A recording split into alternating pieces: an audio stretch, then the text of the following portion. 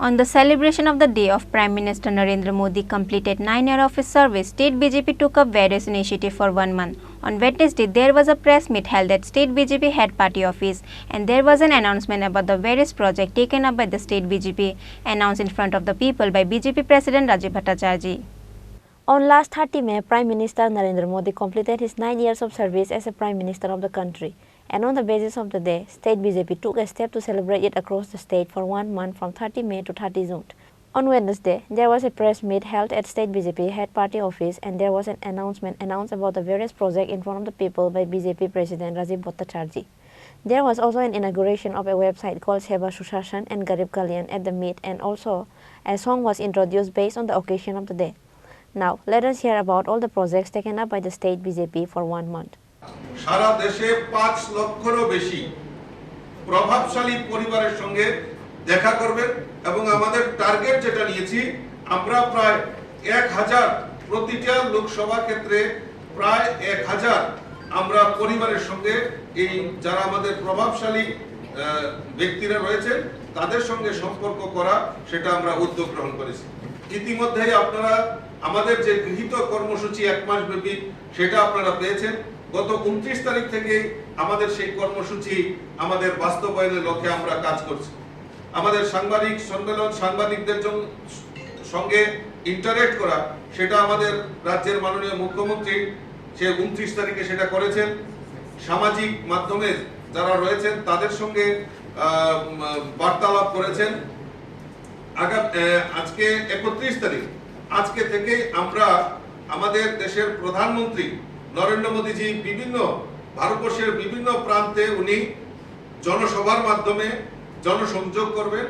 আজকে থেকে তার শুভ সূচনা হচ্ছে রাজস্থানের, যেটা আমার পূর্ববর্তী বক্তা বলেছেন, রাজস্থানের আজমির থেকে উনি বিকাল 4:45 নাগাদ উনার যে সভা সেই সভা উনি শুরুয়াত করছেন এবং আগামী 1 জুন থেকে আমরা বিভিন্ন জনসম্পর্ক যেটা আমরা পূর্ববর্তী আমরা ঘোষণা করেছিলাম যে আমরা জনসম্পর্ক আমরা করব, আগামীকাল থেকে আমরা তার শুভ সূচনা করব। আগামীকালকে আমরা প্রদেশ সভাপতি এবং আমাদের রাজ্যের মুখ্যমন্ত্রী, আমাদের 3 জন সাংসদ রেবতী ত্রিপুরা, প্রতিমা ভৌমিক কেন্দ্রীয় মন্ত্রী এবং বিপ্লব কুমার দেব আমাদের যিনি সাংসদ রাজ্যসভা এবং আমাদের যারা এই রাজ্য কমিটির বিভিন্ন সদস্যরা অফিস বেয়ারার থেকে শুরু করে আমাদের রাজ্যের মন্ত্রী এবং বিধায়কেরা পর্যন্ত এই জনসম্পর্ক অভিযানে অংশগ্রহণ আগামীকালকে থেকেই তার চার্ট আমরা সূচনা অলরেডি আমরা কিছুক্ষণের মধ্যে জারি করে দেব। তারপর আমরা নিয়েছি লোকসভা ভিত্তিক জনসভা, যেটা আমাদের দেশের যশস্বী প্রধানমন্ত্রী আজকে থেকেই তার শুরুয়াত করছেন। 51টি সারা ভারতবর্ষে প্রায় 51টি জনসভা উনি সংগঠিত করবেন, উপস্থিত থাকবেন। এর ফলে 396টি লোকসভা স্তরে সেই সমাবেশ অনুষ্ঠিত হবে, সেটা আমাদের মোদিজি আজকে থেকেই তা শুরুয়াত করেছেন। আমরা মোটামুটি একটা টেন্টেটিভ 11 জন পূর্ব আসন এবং 14 জন আমরা পশ্চিম আসনে আমরা তার লক্ষ্যমাত্রা টেন্টেটিভ ডেট আমরা ঠিক করে রেখেছি। তো পরবর্তী সময়ে যদি কোনো রকম শিডিউল পরিবর্তন হয় সেটা আপনাদের সামনে আমরা জানিয়ে দেব। আমাদের কালকে থেকেই বিভিন্ন 2টা আমাদের লোকসভা আসন রয়েছে, সেই সমস্ত জায়গায় আমরা প্রেস ব্রিফিং এর মাধ্যমে সমস্ত জেলাকে সেখানে অবহিত করব।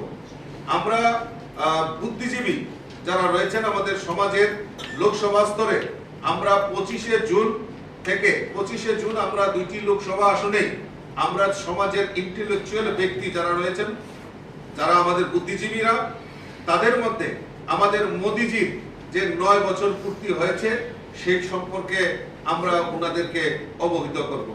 সোশ্যাল মিডিয়া যারা প্রভাবিত ব্যক্তিরা রয়েছেন তাদের সঙ্গে লোকসভা স্তরে আমরা রাজ্য স্তরে একটা করেছি, আবার লোকসভা স্তরেও আমরা 2টি জায়গায় 4 জুন আমরা তা অনুষ্ঠিত করব। আমরা যারা বিজনেসম্যান সমাজের ব্যবসায়ী যারা রয়েছেন আমরা 2টি লোকসভা আসনে 6 জুন আমরা একটি ধর্মনগর এবং একটি আগরতলাতে আমরা যারা আমাদের ব্যবসায়ী মহল রয়েছেন তাদের সঙ্গে জনসম্পর্ক করার জন্য আমাদের ভারতীয় জনতা পার্টি সেই উদ্যোগ গ্রহণ করেছে। On the following press meet, State BJP Rajiv Bhattacharjee, State BJP Vice President Tapas Bhattacharjee, State BJP spokesperson Subrata Chakraborty and media in charge Sunit Sarkar also attended the meet. Reported by Pranab from Agartala, Chini Khorang.